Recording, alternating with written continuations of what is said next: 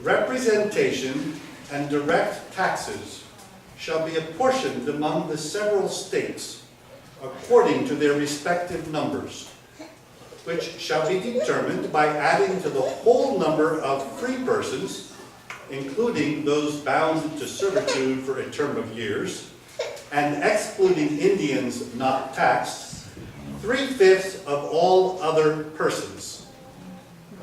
Can you translate that into English?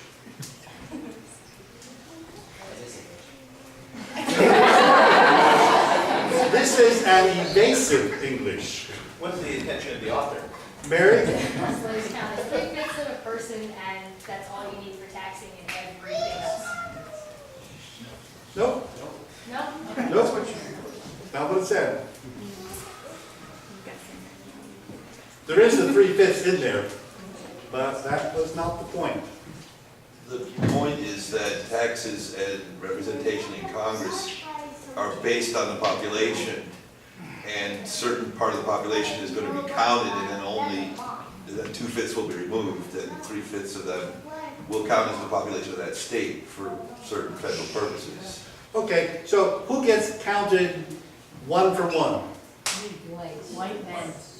Free persons, who are white men and women. Okay, the women aren't voting, but for population purposes, free men and women. Who else are counted one for one? Indians who don't pay taxes. Pardon me? Indentured servants, who are not counted at all. Indians who don't get taxed. Who get counted as 3/5? All other persons. It doesn't say slaves, but that's all that's left. Now, which states wanted the 3/5 to be higher, the northern or the southern? The southern. Counting the slaves this way gave the southern states more representatives in Congress and more electoral votes when we elected presidents. As a result, 12 of the first 16 American presidents held slaves. Washington held 370. Jefferson held 200. Madison and Monroe both held 100 to 200. Jackson held over 200. Some of them only had a few, but that's what this is about. The North was arguing for a lower fraction, and the South was arguing for a higher fraction. Okay, next sentence. Listen carefully. The migration and importation of such persons as any of the states now existing shall think proper to admit shall be prohibited by Congress, shall not be prohibited by Congress prior to the year 1808. What does that say? The slave trade can go on until 1808. Okay, a little more precise. No.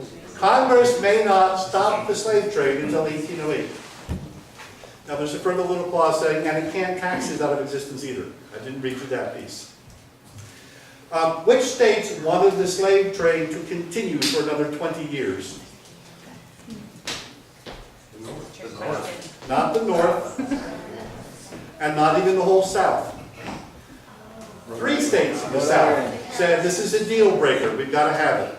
South Carolina, Virginia, and North Carolina. 2 out of 3. Georgia. Georgia, South Carolina, North Carolina, and Georgia. Why not Virginia?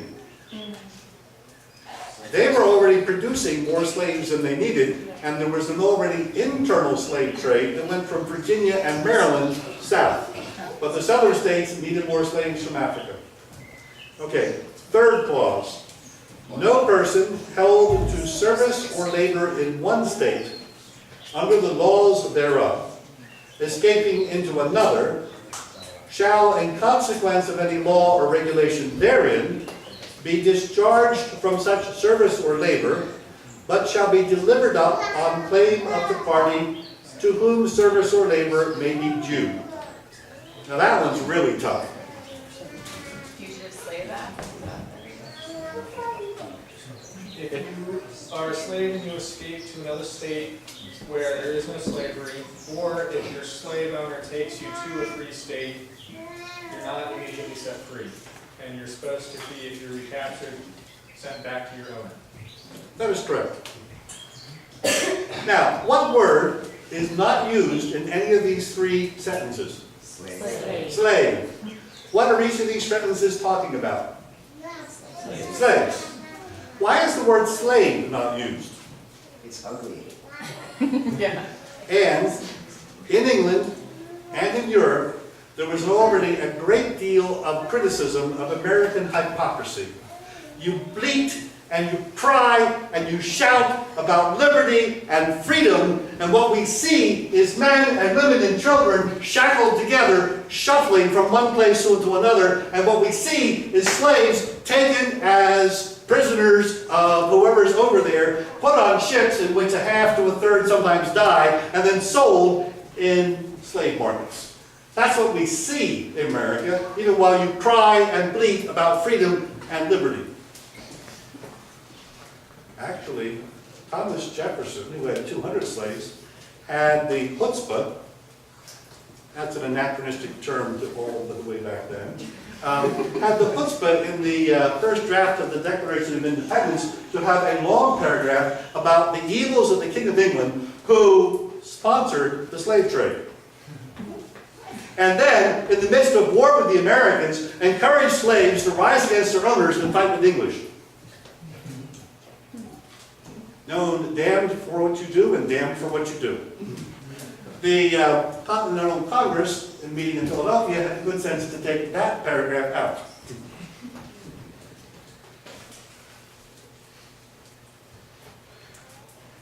In 1800, the Reformed Presbytery, the ancestors of our church, decided that no one who held slaves could take communion. The attitude is shown nicely in the short exchange that was often repeated. The Reverend James Rennick Wilson was asked in New York State, "Is it true, sir, that slave owners are not permitted to take communion in your church?" And he replied, "True, madam. We don't even allow horse thieves to commune." Alone with the Quakers. From 1800 to the mid-1830s, the Reformed Presbyterian Church said, owning slaves is incompatible with the Bible, and we will not permit our members to own slaves. There were two major differences between the Covenanters and the Quakers in these years and in the years to follow. Can you think what they are relative to the slave trade? The Covenanters would be willing to defend any runaway slaves with guns, and the Quakers were pacifists. That is one difference. The runaway slaves in Covenanter hands also had hands holding guns. I'll tell you some stories about that shortly. Quakers refused to do that. The other difference is the Quakers wrote a lot about what they did. The Covenanters, who were mostly poor farmers, did not. Now, I want to do a little history background to all this.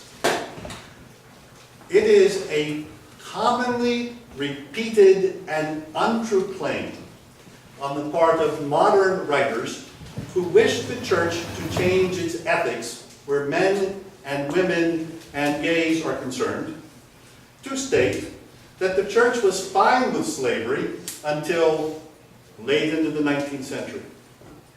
Right?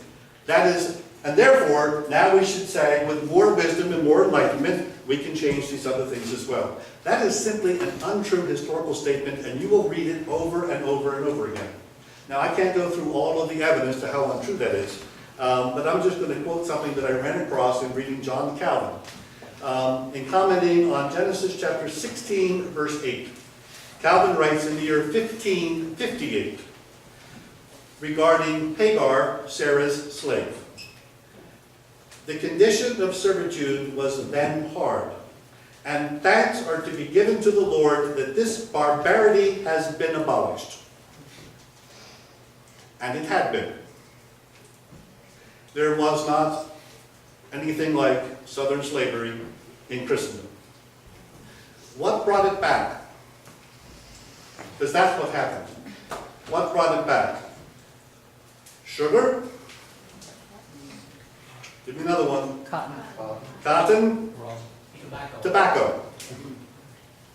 That's what brought it back.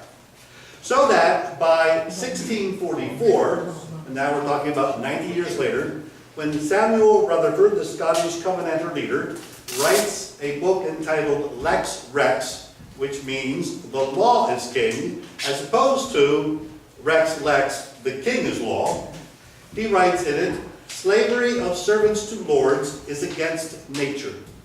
Every man by nature is a free man born. And he was writing at the start of what amounts to a 50-year civil war in England and Scotland, 1638 to 1688. It's all one great big long war. There are times of relative peace, times of greater war, but it's about a 50-year war. And we are descended from what I call the remnant of the remnant. I won't go through all of the history, but by the end of it, there were loads and loads of Scots. And now I'm going to quote from a book by J.B. Douglas entitled Light in the North. And Douglas simply first quotes a Covenanter writing from 1688, lamenting what the government had done to especially the peasants in southwest Scotland. They have fined us, they have imprisoned us, they have sold us for slaves, and they have rendered bloody executions upon us. Most of the traditional Covenanter stories only focus on the last and sort of forget the number sold into slavery, the number fined, and the number in prison, but the number was significant. After the 1679 Bothwell Bridge debacle, I won't go into any of the history of that, but it was half a battle. A number of these peasants got themselves captured by the government's forces, and 257 were put on a slave ship out off the coast of Scotland to be sent to Barbados. And Barbados tells you which, sugar, tobacco, or cotton? Sugar. Sugar. And the ship foundered. So, as often happened in slave ships, the captain refused to set the slaves free lest he lose some. So when the ship sank, 200 and some of them died, 50 survived. What did they do with the 50 who survived? They sold them as slaves in Barbados. What else would you do with slaves? The Covenanters complained. They sold old and young, they sold men and women, they sold boys and girls, they sold them as slaves to the English colonies. At the general meeting of the Cameronians, I'll get back to the term in a little bit, in 1688, out of the poverty of these people, they raised the money to buy 14 back from Barbados in their freedom. 18th century. I'll back up. 17th century. The English actually sent more slaves from Ireland over to the English colonies than even from Scotland. So there were huge numbers of slaves from Ireland as a result of these 50 years of war, and a somewhat smaller number of slaves from Scotland. Meanwhile, the African slave trade had begun. And African slaves had certain significant advantages over white slaves. What's advantage number one of an African slave over a white slave? Now I speak from the point of view of the slave owner. If he runs away, you can identify him immediately. Boy, you can pick him out immediately from a crowd. Okay, that's advantage number one. Advantage number two. You might be able to handle heat better. Pardon me? You might be able to handle the heat better, maybe, than someone from Ireland. Yeah, maybe. Their survival rate in some cases was higher, but it may not have to do with the heat. We'll get back to that. Advantage number two. There's no way to get home. There's nowhere to go back to. Oh, that's true, and it might be a little bit easier to, to get free, you can head back to Scotland or Ireland. It's a little tougher to get back to Africa. That's an advantage. Adam? The white slaves died a lot more. The Africans turned out to be inoculated against certain diseases. Right. And let me get back to one more major difference between the white and the African slaves, if we can come up with it, and then otherwise I'll just tell you. Alex?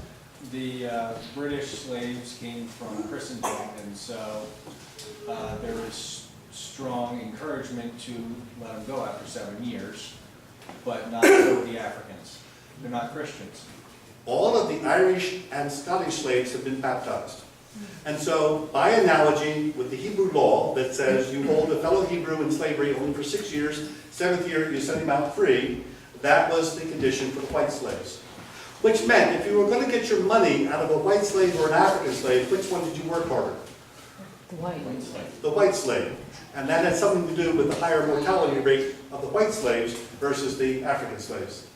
Now, what if an African slave converted and was baptized? Then what? They faced that problem.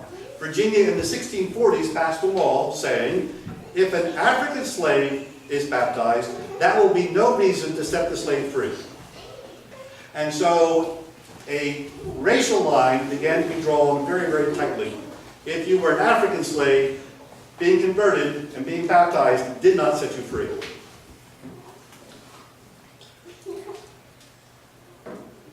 The Covenanters moved over one by one, not in a group, in the 1800s, and they settled mainly in 4 states. Who can name the 4 states? See how well you guess. Pennsylvania? That's 1. South Carolina. That's 2. You're not going to get the 4th one. New York. Vermont? Vermont? That's the 4th one you're not going to get. Vermont. Right? And, oh, come on. Massachusetts. New York. New York.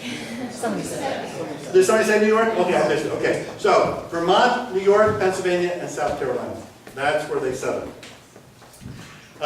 Which 2 big cities? Philadelphia and New York. There we go. That's easy. Philadelphia, New York. The ones in Boston don't show up for another 50 years. And they don't come from Staten Island either. Boston's been strange for a long time. The Reformed Presbytery is organized in 1798. Now, there's prehistory, which I'm not even going to talk about, of attempts at organization in the country, but the organization that sticks is in 1798. It's done by 2 men, James McKinney and his brother-in-law Gibson. James McKinney at the time is 39, his brother-in-law Gibson is 45. They are both graduates of the University of Glasgow, which means an awful lot more than we might realize. The next year, they added 4 more to the new presbytery. Samuel Wiley, age 24. Alexander MacLeod, age 24. Somebody black, age 30. And a guy named Donnelly, you couldn't get more Irish, age 26. 4 of these men are graduates of the University of Glasgow. 1 attended, and the other one, Alexander MacLeod, who becomes the most famous actually of the 6. He is tutored by these guys and picks up the Glasgow education. What's Glasgow in that year? Glasgow in that year is Princeton. It's actually the same curriculum and some of the same teachers, and it has at least, no, in that year it has way more prestige than Princeton does. In 1800, the Holden End congregation and the New York congregation, there being 3 congregations in the first presbytery, the 3rd one being Philadelphia, the Holden End and New York make out a joint call to Alexander MacLeod. He is 25 years old. But 1 or 2 members of the Coldenham Church hold slaves. New York and Pennsylvania were already phasing out slavery, but you had a few, you might say, legacy cases. The numbers are not large, but there they are. So Alexander MacLeod goes to the presbytery and says, I will not accept a call to a church where slaves are held. The presbytery, now made up of 6 men, says, you are right. Henceforth, no member of the Reformed Presbytery may hold slaves and take communion. At that point, MacLeod and McKinney were sent on a mission to South Carolina. In other words, they got on their horses and rode down through the mountains from Pennsylvania all the way to South Carolina and said to the Covenanter groups down there, If you own slaves, you must free them immediately. That was expensive. And one of the more remarkable pieces of this history is every slave-owning covenanter in the society down there set their slaves free, except for one person, the pastor. The pastor sold his slave. So, since they were commissioned, they immediately removed the pastor from office and said, you may no longer preach in the Reformed Presbytery. When MacLeod came back north and settled in New York, he wrote in 1802, you see they're moving very fast, he wrote in 1802 a book called Negro Slavery Unjustifiable. It was reprinted over and over again for the next 16 years and was found in every Covenanter church library, and almost everybody had read it. I have read it. It is a biblical, sophisticated, consistent account. And let me say first his main point. His main point is Hebrew slavery is not the same thing as Southern slavery. You've got the same word, slavery, but it ain't the same thing. And then he has 5 points that he makes. First point, according to the Mosaic law, to kidnap somebody and sell him meant you should be put to death. That's Exodus 21, verse 16. I'm going to read it from the King James. He that stealeth a man and selleth him, or if he be found in his hand, shall surely be put to death. And he says that's exactly what the African slave trade is. It's a kidnapping expedition. You go and you steal people off the coast, or you hire people to go inland and steal them, and you bring them and you sell them. All slave traders, by the Mosaic law, should be executed. Second, there was already the argument being made that Africans especially deserved to be enslaved because of the curse of Ham. Remember, after the flood, Noah has 3 sons, and Ham misbehaves. I'll skip the story. But if you read it, the curse actually doesn't fall on Ham. It falls on his son Canaan. And it looks forward to Israel dispossessing the Canaanites in the land of Canaan. This was, he says, a bald and obvious and deliberate misreading of the Bible in order to justify evil against another race. There is no biblical basis for racial thinking. His third argument, it denies the implications of baptism. We already talked about that, the perpetual slavery. His fourth argument, it denies the common humanity of all of us and the law of love to love your neighbor as yourself. The Quakers, by the way, basically argued just from that point.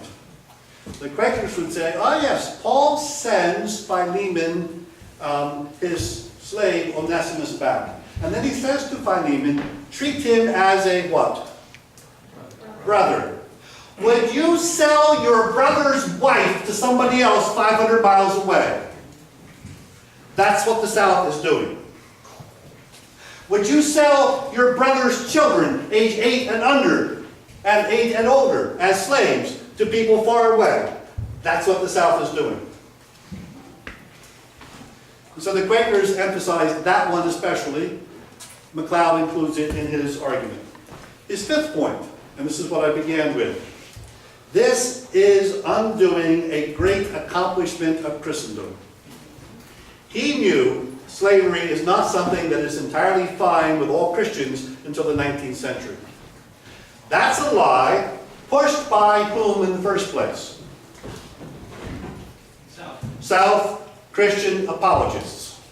And then picked up by whom since then? Feminists. And Christians tend to buy it. Because the South argues from the New Testament, which says to slaves, what should you do? Obey your master. Work as unto the Lord, you have a master in heaven. But what does it say to a slave who has a chance to be free in the New Testament? Take it. It's in Corinthians. Now it doesn't say to a woman, if you'd rather be a man, take the opportunity to be a man. It doesn't say anything else like that except a slave. If you have a chance, take it. So, Covenanters from 1800 to 1830 roughly simply say the Constitution of the United States denies the rights of God and denies the rights of man, and we will have nothing to do with it. Now, I'm only talking about the second part, not the first part. But I'll just note that the Constitution is the first such document in Christendom to make no mention of God, or Jesus Christ, or the Bible, or the church, or a religious test for office, or any basis for law other than we the people and what we think is right now. And they say, and the clear proof of this is how they deal with slavery. About 1830, an abolition movement begins to grow in the North. Meanwhile, Covenanters from South Carolina, you know, they didn't feel very welcome there. They presented several petitions to the South Carolina legislature to end slavery in South Carolina. And I suspect in response, it's in South Carolina that the South begins to argue that slavery, rather than being a necessary evil, is what? A good thing. A good thing for the slaves. I've read these books, right? A good thing for the slave owner. A good thing for the economy, that's for sure. A good thing for everybody. Everybody should have slavery and we should have more. The Covenanters moved, this is my ancestors, the Edgars. This is the Barris ancestors out in Illinois. They moved north and west to Ohio and Illinois especially. Some to Indiana. A lot of them kept on moving to Kansas, some of them kept on moving then to California, but that's the migration. And they brought north with them a hatred of slavery that made them determined to do whatever they could to end it. Now I'm going to end with two stories tonight, but I've got more tomorrow from the one autobiography of a Covenanter abolitionist by the name of N.R. Johnston. But I end with two stories tonight. In late 1859, after the 1850 Fugitive Slave Law had been passed, which put the United States Marshals on the side of slave owners from the South as they roamed through the North to try to catch runaway slaves, violence became pretty common. The Covenanters had zero bad conscience about disobeying this law. Why?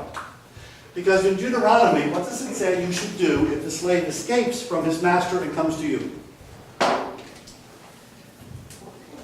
You're not to return him. All right, that's what the law of Moses said.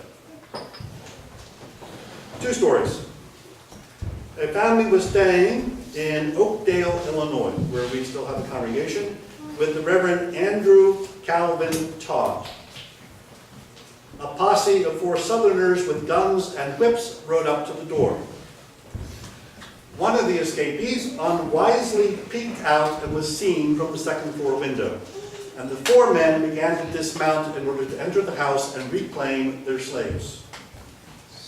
The Reverend Todd grabbed the gun that he always had by the door and aimed it at one of the 4 and said, "If you go in, you will go in over my dead body." You see, the Quakers were not doing this.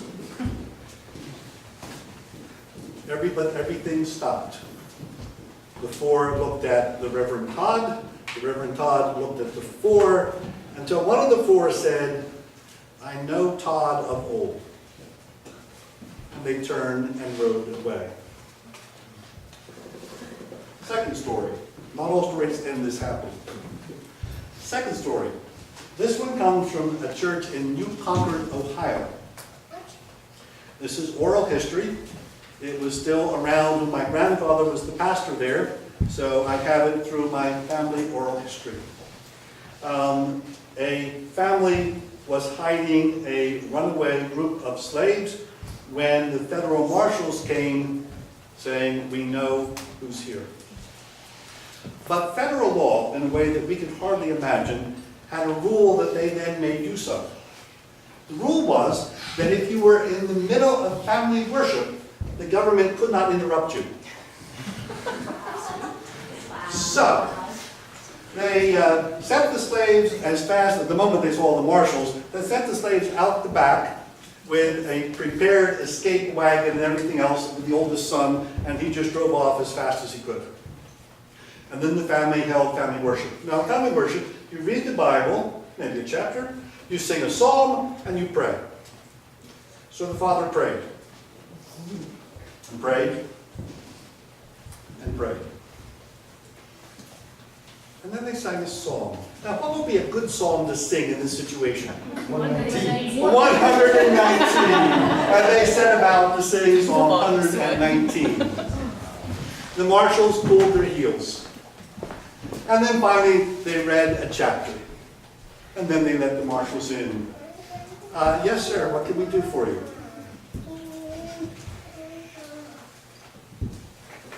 And what about the law?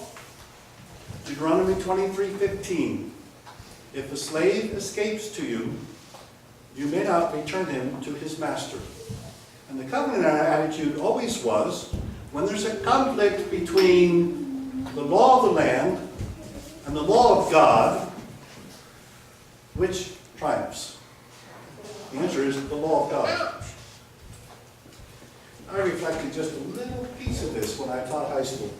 Sometimes I would find an occasion in an algebra class to tell a parable by Jesus. I'd always identify it as a parable by Jesus. That was the one time students would feel completely justified to tell me right to my face, you are not allowed to do this.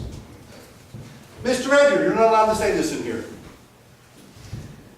Anybody know what my three-word answer was? Yes, I am. And my yes I am in my mind referred not to the laws of Pennsylvania, not to the laws of the federal government, not to the law and requirements of Westchester. It referred to what my Lord had said, which is, I'm the master of everything now, because all authority in heaven and on earth has been given to me. Go therefore and teach all nations, and no one can shut your mouth. Now they can do it by force, but they can't get at your conscience. Now, I never had a child say to me, well, who gives you the authority? I always said it with such firmness that was the end of the matter. Yes, I am. So you'd asked at Covenanter in 1858, by what authority do you keep this slave who belongs to somebody else and is very valuable to them? By what authority do you not send them back? And they would say, God's authority. Who says you can do this? God does. Are you allowed to do this? Yes, I am.